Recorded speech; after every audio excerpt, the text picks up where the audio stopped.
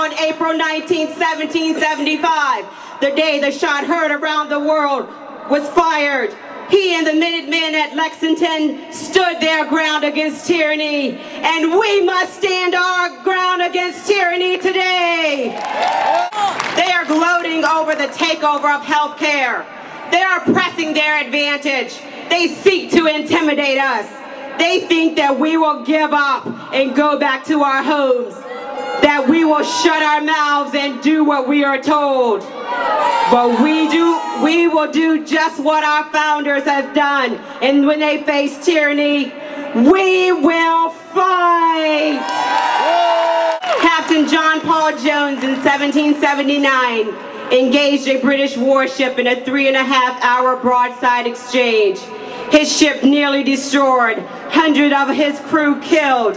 He was presented with the prospect of surrender, to which he replied, "I have not yet begun to fight." So I stand with you today in the face of our enemies and proclaim for all to hear, we have not yet begun to fight.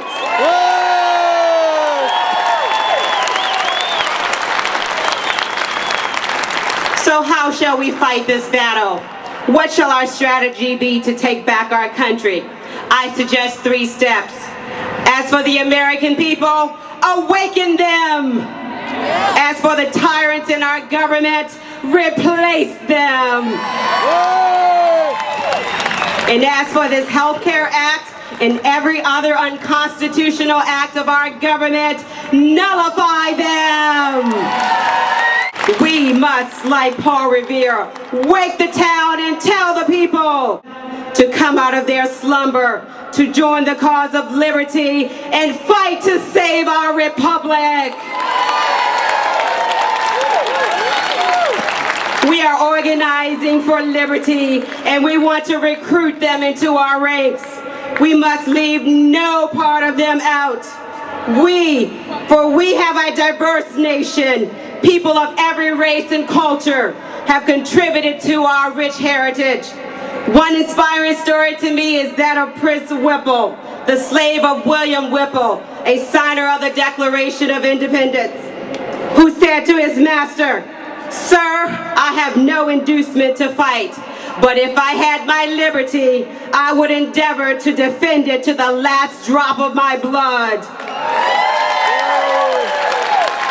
He was freed on the spot and crossed the Delaware with George Washington.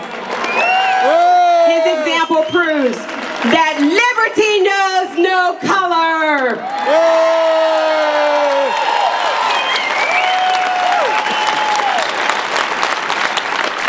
We must be wise and practical in choosing our plan of action.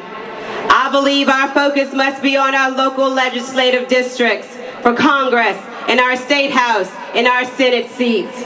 These districts are made up of wards and precincts.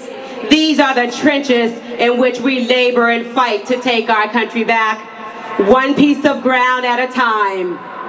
Each of us must become a precinct organizer. We must go to our voting neighbors in the precinct where we live and alert them, inform them, and enlist them. We must invite them to join our local liberty groups and circulate petition for the Ohio Project. We can also set up precinct email or web-based networks. We must also make sure they get to the polls to vote for the most constitutional candidate available. If there isn't one, we must find one or become one. Our movement is not about a political party. It is about the principles of our founding. It is about liberty under our Constitution. George Washington warned us of the dangers of the spirit of party in his farewell address.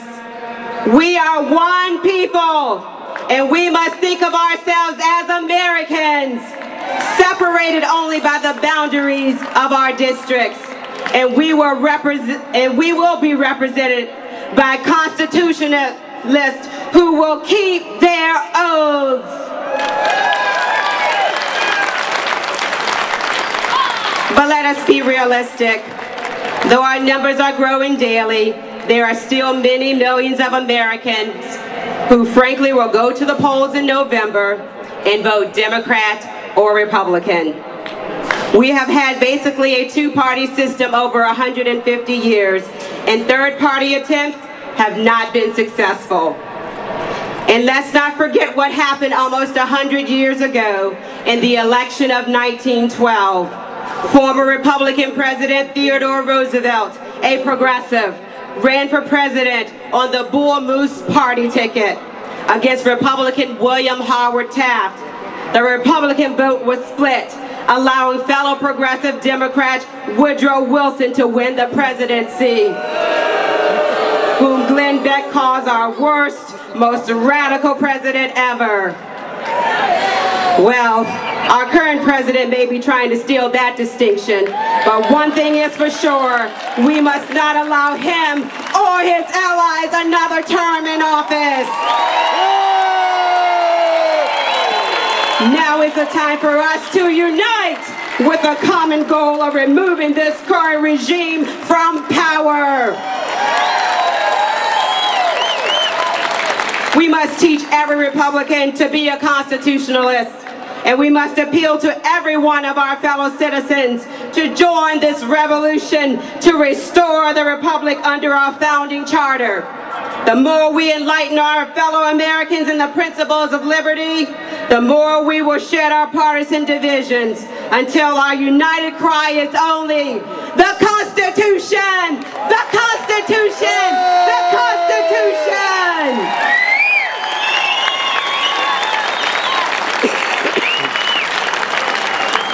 Let us also be reminded of the first session of Congress in September 1774 that started with prayer and a Bible study.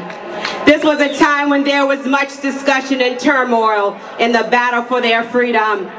John Adams wrote to his wife Abigail to tell her that God had spoken to them out of Psalm 35, which reads, "Plead my cause, O Lord, with those who strive with me. Fight against those who fight against me. Take hold of shield and buckler and stand up for my help." He stated those verses spoke to them in such a way that they believed for the first time that they could defeat the British. And from that, the Declaration of Independence was brought forth.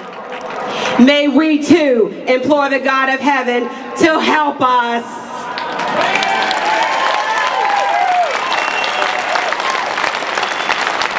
My fellow patriots, we must have endurance, and by the providence of Almighty God, we will be victorious. We will never give up. We must not comply. We must not submit. We are in this to the end.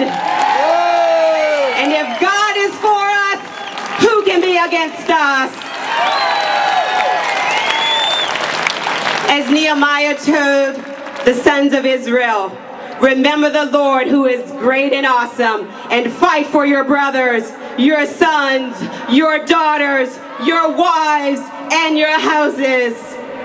When we leave here today, let us go with an urgency to awaken our fellow citizens, knowing that the fate of our nation goes with us. But let us go full of hope and confidence that America will awaken, that our finest hour is yet to come, that we will fulfill our destiny in the awesome plan of Almighty God. For born on the night wind of the past, through all our history to the last, in the hour of darkness and pearl in need, the people will awaken and listen to hear the hurrying hoofbeats of that steed and the midnight message of Paul Revere. Thank you, and may God save our American Republic.